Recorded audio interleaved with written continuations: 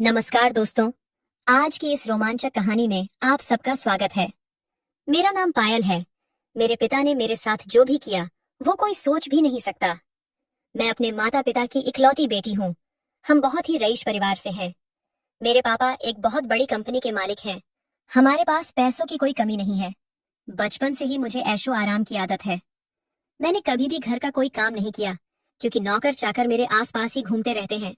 हमारे यहाँ बहुत सारी गाड़ियां हैं। मुझे जब भी कहीं जाना होता है तो मेरे एक हुक्म पर 10 गाड़ियां और ड्राइवर इकट्ठे हो जाते हैं।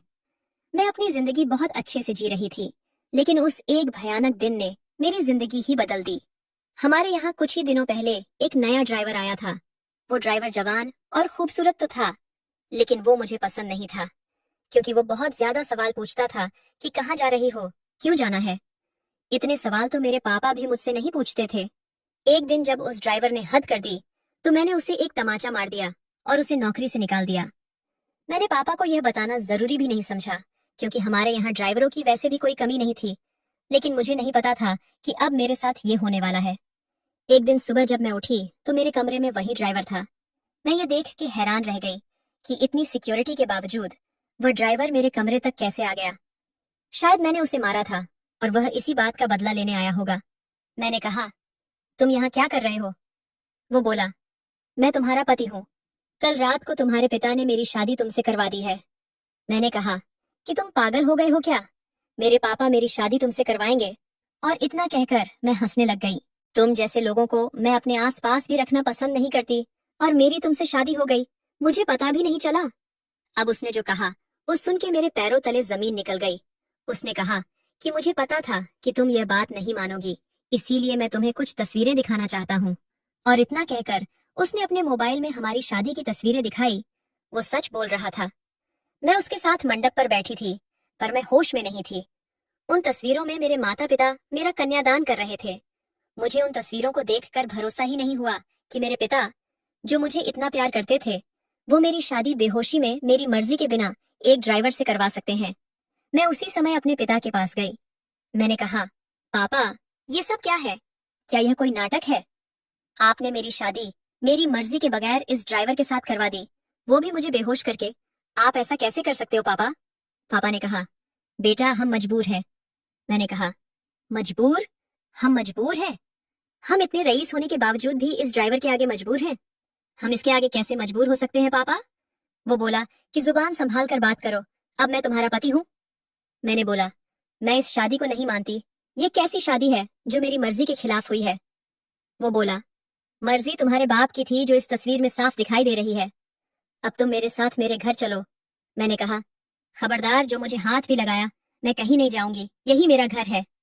वो बोला, अब तुम मेरी पत्नी हो और अब तुम मेरे साथ ही रहोगी, और अगर तुम नहीं मानोगी तो मैं शादी की तस्वीरें सोशल मीडिया पर वायरल कर दूंगा। मेरे पिता चुपचाप खड़े होकर ये सारा तमाशा देख रहे थे। उसने मेरा हाथ जोर से पकड़ा और खींच कर ले जाने लगा। मेरे घर पर इतनी सारी सिक्योरिटी थी, लेकिन उसे कोई नहीं रोक रहा था। मेरे पिता चुपचाप यह सब होने दे रहे थे, जैसे उन्हें कोई फर्क ही नहीं पड़ रहा था। वो मेरा हाथ खींचकर मुझे ले जा रहा था और मैं रोई जा रही थी। मुझे नहीं पता था कि पापा की ऐसी क्या मजबूरी थी, पर इन सब के बीच मेरी जिंदगी के साथ बहुत भद्दा मजाक हो रहा था। वो मुझे अपने घर ले गया। वो एक बहुत ही छोटा और गंदा सा घर था। वो घर नहीं, पिंजरा था, जहाँ बस एक कमरा और एक बाथरूम था। हमारे कमरे के आसपास भी बहुत सारे कमरे थे, उनमें भी लोग रहते थे। शायद वो किसी बस्ती में रहता था। उसने मुझसे कहा कि अब यही तुम्हारा घर है, तुम्हें अब यहीं पर रहना है और खाना है। मैंने कभी सपने में भी नहीं सोचा था कि मैं ऐसी जगह आ जाऊंगी। उसने कमरे में खाने का सामान रखा और कहा, मुझे भूख लगी है, जल्दी से खाना बनाओ। मैंने कहा, मुझे खाना बनाना नहीं आता। वो बोला, ठीक है, मैं तो कहीं भी खा लूंगा, तुम ही भूखी बैठी रहना। और वो इतना कहकर बाहर चला गया। मेरे साथ इतना कुछ इतना अचानक हो रहा था कि मैं कुछ समझ ही नहीं पा रही थी।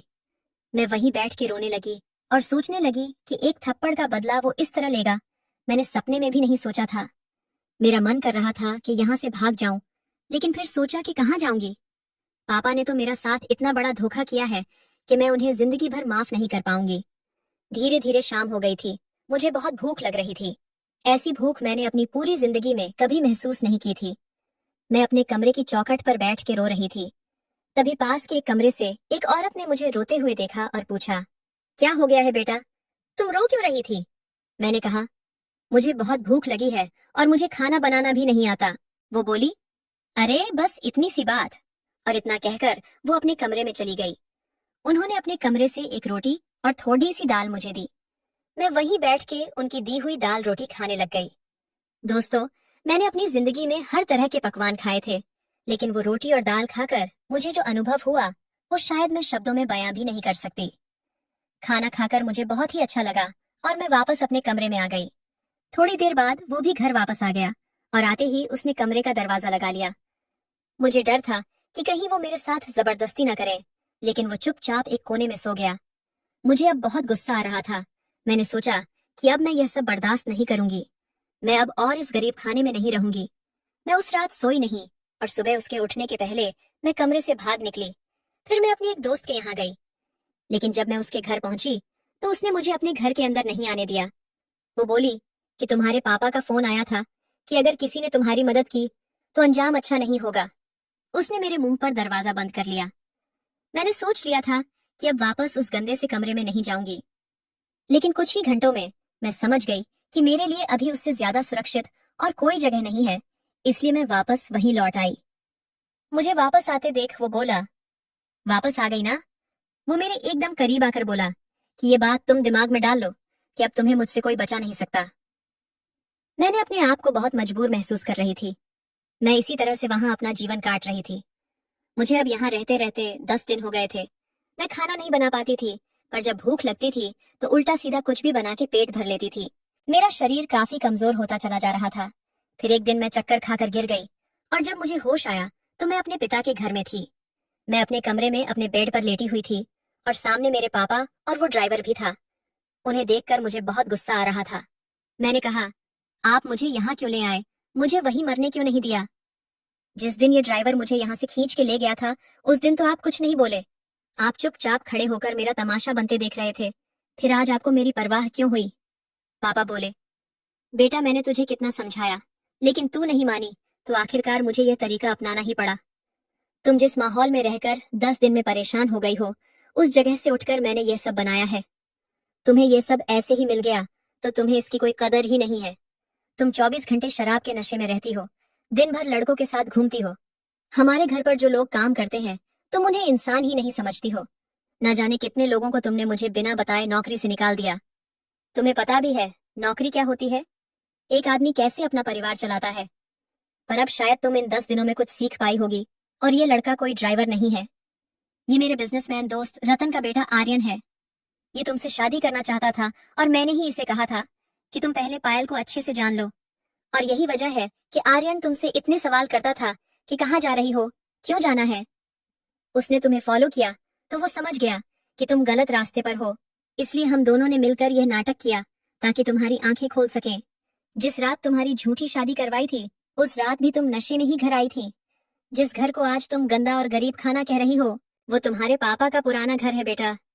मैं पापा की तरफ देखने लगी। वो बोले, हाँ बेटा, हम पहले वहीं रहते थे, तुम उसी घर में पैदा हुई थी।